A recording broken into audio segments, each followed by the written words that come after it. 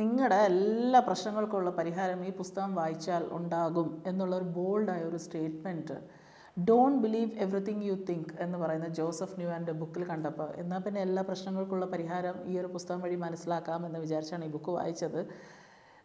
സത്യം പറഞ്ഞാൽ ചില ഇൻസൈറ്റ്സ് ഒക്കെ കിട്ടുന്നുണ്ട് ഈ പുസ്തകം വായിച്ചു കഴിഞ്ഞാൽ. അത് ഞാൻ ഈ ഒരു വീഡിയോയിലൂടെ ഷെയർ ചെയ്യാണ്. ഫസ്റ്റ് ആൻഡ് ഫോർമോസ്റ്റ് ഇതിൽ പറയുന്നത് തോട്ട് വേറെ തിങ്കിങ് വേറെ എന്നുള്ളതാണ്. തോട്ട് എന്ന് പറഞ്ഞു കഴിഞ്ഞാൽ നമ്മൾ ജസ്റ്റ് ഒരു ചിന്ത. ഫോർ എക്സാമ്പിൾ ഇതിലൊരു ബ്യൂട്ടിഫുൾ ആയിട്ടൊരു കാര്യം പറയുന്നത്, നമ്മളോട് പെട്ടെന്ന് ഒരാൾ ഒട്ടും ആലോചിക്കാൻ സമയം തരാതെ നിങ്ങൾക്ക് എത്ര കാശ് കിട്ടിയാൽ നിങ്ങളുടെ പ്രശ്നങ്ങൾ തീരും എന്നൊരു 3 സെക്കൻഡിൽ ഉത്തരം പറയണമെന്ന് പറഞ്ഞു കഴിഞ്ഞാൽ നമ്മൾ പെട്ടെന്നൊരു ഫിഗർ പറയും. അത് നമ്മുടെ തോട്ട്. കുറച്ച് കഴിയുമ്പം നമ്മൾ ആലോചിക്കാൻ തുടങ്ങും, ഈ ഒരു ഫിഗർ കിട്ടിക്കഴിഞ്ഞാൽ ഞാൻ എന്തൊക്കെ ചെയ്യും, എൻ്റെ പ്രശ്നങ്ങൾ തീരുമോ എന്നൊക്കെ ഇങ്ങനെ ആലോചിച്ച് തുടങ്ങുമ്പോഴാണ് നമ്മുടെ പ്രശ്നങ്ങൾ വരുന്നത്. അപ്പം നമ്മൾ ആലോചിക്കുന്ന കാര്യങ്ങളെല്ലാം തന്നെ ട്രൂ ആവണം എന്നില്ല. തോട്ട് വേറെ തിങ്കിങ് വേറെ എന്നുള്ളൊരു മെയിൻ പോയിൻ്റാണ് ജോസഫ് ന്യൂവാൻ്റെ ഈ ഒരു ബുക്കിൽ പറയുന്നത്. അതിൽ വേറൊരു പോയിന്റ് തോന്നിയത്, ഒരു ബുദ്ധിസ്റ്റ് ഫിലോസഫി ഉപയോഗിച്ചിട്ട് അടിസ്ഥാനപ്പെടുത്തിയിട്ട് പറയുന്നത്, നമുക്ക് വരുന്ന കാര്യങ്ങൾ നമുക്ക് തടുക്കാൻ പറ്റില്ല. ഒരുപാട് പെയിൻസ് നമ്മുടെ ലൈഫിൽ ഉറപ്പായിട്ടും വരാം. ഫോർ എക്സാമ്പിൾ ചിലപ്പോൾ അസുഖം വരാം, അല്ലെങ്കിൽ പ്രിയപ്പെട്ടവരുടെ വിയോഗമായിരിക്കാം, ബിസിനസ് തകരാം, കുടുംബത്തിലുള്ള പ്രശ്നങ്ങളായിരിക്കാം. ഇത് ഉറപ്പായിട്ടും നമുക്ക് വരും. ആ ഒരു വരുന്നതിലുള്ള ഫസ്റ്റ് പെയിന് നമുക്ക് ഉണ്ടാവുന്നത് നമുക്ക് തടുക്കാൻ പറ്റില്ല. പക്ഷേ രണ്ടാമതൊരു പെയിനുണ്ട്. എന്താ അറിയോ? ഇത് വന്നല്ലോ എന്നാലോചിച്ച് നമ്മൾ അതിനെക്കുറിച്ച് ആലോചിച്ച് നമ്മൾ ക്രിയേറ്റ് ചെയ്യുന്ന ഒരു സംഭവമുണ്ട്. അത് നമുക്ക് കൺട്രോൾ ചെയ്യാൻ പറ്റുന്നതാണ്. ഫസ്റ്റ് വൺ ഉറപ്പായിട്ടും നമുക്ക് ലൈഫിലെ വരുന്ന പെയിൻസ് നമുക്കൊന്നും ചെയ്യാൻ പറ്റില്ല. പക്ഷേ ഈ വരുന്ന പെയിൻ്റെ പിറകിലുള്ള സഫറിങ് വരുന്നത് നമ്മുടെ ചിന്തകളെ കൊണ്ട് മാത്രമാണ്. ഈ ചിന്തകൾ വരുമ്പോഴാണ് നമുക്ക് പിന്നീട് ഫീലിങ്സ് ഉണ്ടാകുന്നതും അതാണ് നമ്മുടെ ലൈഫിൻ്റെ എക്സ്പീരിയൻസസ് ആയി മാറുന്നതും. ഒരു എക്സാമ്പിൾ, ഒരു വീട്ടിൽ എല്ലാവരും ഇരുന്ന് നല്ല ഫണ്ണി ആയിട്ടുള്ള ഒരു TV ഷോ കണ്ടുകൊണ്ടിരിക്കുക. അപ്പോൾ കുട്ടികളൊക്കെ ചിരിച്ചുകൊണ്ടൊക്കെ ഇരിക്കുന്നു. സപ്പോസ് നമ്മൾ രാവിലെ തൊട്ട് വൈകിട്ട് വരെ ഓഫീസിലോ അല്ലെങ്കിൽ നമ്മുടെ റിലേഷൻസിലോ നമ്മുടെ ഫിനാൻസിലോ എന്തെങ്കിലുമൊക്കെ പ്രശ്നങ്ങളുണ്ടെങ്കിൽ നമ്മൾ ഈ TV കണ്ടുകൊണ്ടിരിക്കുമ്പോൾ നമ്മുടെ മൈൻഡിൽ മൊത്തം ആ ചിന്തകളാണ് വന്നുകൊണ്ടിരിക്കുന്നതെങ്കിൽ നമ്മൾ ഈ കുട്ടികൾ എൻജോയ് ചെയ്യുന്ന പോലെ ഒരു പക്ഷേ ഈ ഒരു ഫണ്ണി ഷോ എൻജോയ് ചെയ്യുന്നുണ്ടാവില്ല. അപ്പോൾ എക്സ്റ്റേണലി നടക്കുന്നത് എന്താണ്? അവിടെ എല്ലാവരും TV കണ്ടുകൊണ്ടിരിക്കുക, പക്ഷേ ഓരോരാളുടെയും ഉള്ളിലുണ്ടാവുന്ന ഫീലിങ്സ് വേറെയാണ്. അപ്പോൾ എക്സ്റ്റേണൽ ഇവൻറ്റ്സ് അല്ല നമ്മുടെ ഫീലിങ്സ് വരുത്തുന്നത് എന്നുള്ളൊരു പോയിന്റ് കൂടെ ഇതിനകത്ത് പറയുന്നു. ഫോർ എക്സാമ്പിൾ, നമ്മളിപ്പോൾ വീട് വാങ്ങിക്കഴിഞ്ഞാൽ, അല്ലെങ്കിൽ കാറ് മേടിച്ചു, അല്ലെങ്കിൽ കല്യാണം കഴിച്ചു, അല്ല ലൈഫിൽ നമ്മൾ ഈ പല സൊസൈറ്റി പറയുന്ന കുറേ മൈൽ സ്റ്റോൺസ് ഒക്കെ എത്തിക്കഴിഞ്ഞാൽ നമ്മൾ ഹാപ്പി ആവുമെന്ന് പറയുന്നുണ്ടല്ലോ. ഇതിൽ പറയുന്നത് എക്സ്റ്റേണൽ ഇവൻറ്റ്സ് അല്ല നമ്മളെ ഹാപ്പി ആക്കിക്കൊണ്ടിരിക്കുന്നത്. വേറെ ഒരു കാര്യം, നമുക്ക് സപ്പോസ് എന്ത് കാര്യമാണെങ്കിലും അതിന് ഫൈനലി ലവ്, ജോയ് അല്ലെങ്കിൽ പീസ്, ഈ ഒരു കാര്യമാണ് ഒരു മനുഷ്യൻ ബേസിക്കായിട്ട് സീക്ക് ചെയ്യുന്നതെന്നാണ് പറയുന്നത്. ഒരു കാറ് വാങ്ങാന്നിരിക്കട്ടെ, എന്തിനാണ് കാറ് വാങ്ങുന്നത്? നമുക്ക് ഈസി ആയിട്ട് യാത്ര ചെയ്യാൻ. എന്തിനാണ് അങ്ങനെ കംഫർട്ടബിളായിട്ട് യാത്ര ചെയ്യുന്നത്? നമുക്കൊരു പീസ് വരാൻ. അങ്ങനെ പറഞ്ഞ് വരുമ്പോഴത്തേക്കും നമ്മളെല്ലാം ഫൈനലി അതിൻ്റെ ബേസിക് ലെവലിൽ നമ്മൾ സീക്ക് ചെയ്യുന്നത് ഒന്നുകിൽ പീസായിരിക്കും, അല്ലെങ്കിൽ നമുക്ക് സമാധാനമായിരിക്കും, അല്ലെങ്കിൽ സ്നേഹമായിരിക്കാം. അപ്പോൾ ഈ എക്സ്റ്റേണൽ സാധനങ്ങളല്ല നമുക്കുള്ള ഒരു പീസ് തരുന്നത്. അത് ഫൈനലി നമ്മൾ അതിനെക്കുറിച്ച് ആലോചിച്ച് നമ്മുടെ ഫീലിങ്സ് വഴി നമ്മൾ എക്സ്പീരിയൻസ് ചെയ്യുന്നതാണ് ഒരു പെർസെപ്ഷൻ ഓഫ് റിയാലിറ്റി. റിയാലിറ്റി എന്ന് പറയുന്ന ഒറ്റ കാര്യമേ ഉള്ളൂ. ഫോർ എക്സാമ്പിൾ, നമ്മുടെ വണ്ടി ഇടിക്കുകയാണ്, റിയാലിറ്റി എന്ന് പറയുന്നത് വണ്ടി ഇടിച്ചു എന്നുള്ളതാണ്.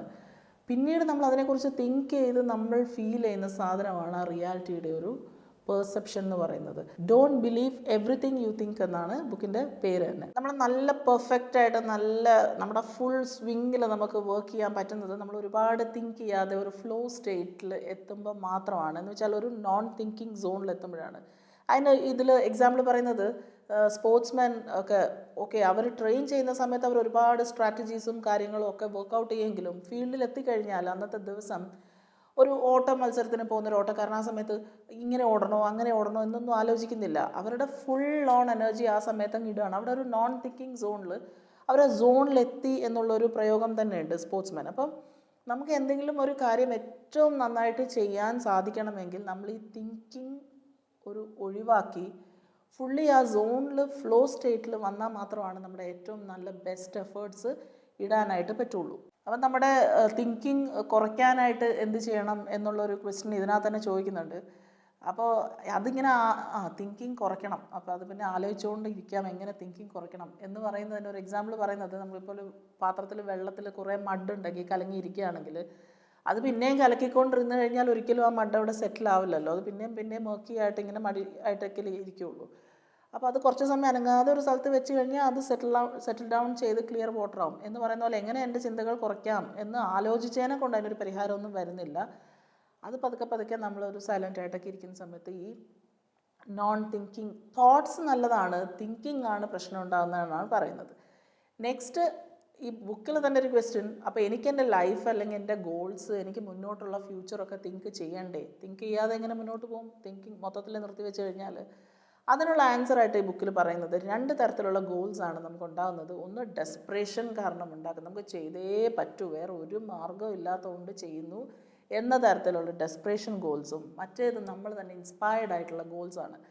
അപ്പോൾ നമുക്ക് എന്താണ് നമ്മുടെ ലൈഫിലുള്ള ഇൻസ്പിറേഷൻ കിട്ടുന്നത് എന്നുള്ളതിന് ഒരു കാര്യം പറയുന്നത്, സപ്പോസ് നമുക്ക് ഇഷ്ടം പോലെ കാശുണ്ട്, നമുക്കത് ആവശ്യത്തിന് നമ്മൾ ആഗ്രഹിക്കുന്ന രീതിയിലുള്ള കാശ് കിട്ടിക്കഴിഞ്ഞാൽ മിക്കവാറും എല്ലാവരും പറയുന്ന പോലെ നമ്മൾ ലോകം കറങ്ങാൻ പോകും, സ്ഥലം കാണാൻ പോകും. അപ്പോൾ ഇതൊക്കെ ചെയ്ത് കഴിഞ്ഞു, ഇനി ഒന്നും ചെയ്യാനില്ലെങ്കിൽ നിങ്ങൾ എന്ത് ചെയ്തുകൊണ്ടിരിക്കുമായിരിക്കും? അതാണ് നിങ്ങളുടെ ഇൻസ്പിറേഷൻ ഗോൾ എന്നാണ് പറയുന്നത്. അപ്പോൾ അങ്ങനെയുള്ള ഒരു സ്റ്റേറ്റിലാണെങ്കിൽ നമുക്ക് നോർമലി ആ ഫ്ലോ സ്റ്റേറ്റിലും ആ സോണിലും ഒക്കെ എത്തും. നമ്മളെ ആരും ഒന്നും ചെയ്യാൻ നിർബന്ധിക്കുകയൊന്നും വേണ്ട. അങ്ങനെ നമ്മൾ ആ ഇൻസ്പിറേഷൻ ഗോൾസ് കണ്ടുപിടിക്കുകയാണെങ്കിൽ ഈസി ആയിട്ട് ഈ നോൺ തിങ്കിങ് സോണിൽ എത്താൻ പറ്റും എന്നുള്ളതും കൂടെ ഉണ്ട്. അപ്പം അങ്ങനെ ഇൻസ്പിറേഷൻ ഗോൾസ് നമ്മൾ കണ്ടുപിടിക്കുകയാണെങ്കിൽ അത് നമുക്ക് നമ്മുടെ നോൺ തിങ്കിങ് ഫ്രീ സ്റ്റേറ്റ് അല്ലെങ്കിൽ ഫ്രീ ഫ്ലോ സോണിൽ നമുക്കത് ചെയ്ത് തീർക്കാനായിട്ട് സാധിക്കും എന്നുള്ളതും. അതുപോലെ മറ്റൊരു പോയിന്റ് എനിക്ക് ബ്യൂട്ടിഫുൾ ആയിട്ട് തോന്നിയത്, ഒന്നും നല്ലതും ചീത്തയും ഒന്നും അല്ല. അതിനൊരു എക്സാമ്പിൾ പറയുന്നത് പിയാനോയിലെ കീസാണ്. ഈ കീസ് ഏത് കീ ആണെങ്കിലും നല്ലതോ ചീത്തയോ ഒന്നും അല്ല. പക്ഷെ ഒരു സോങ് വായിക്കുന്നതിൻ്റെ ഇടയിൽ കയറി ആവശ്യമില്ലാത്തൊരു ശ്രുതി വായിക്കുകയാണെങ്കിൽ അപ്പോൾ ആ സമയത്ത് അതൊരു പ്രശ്നമാണ്.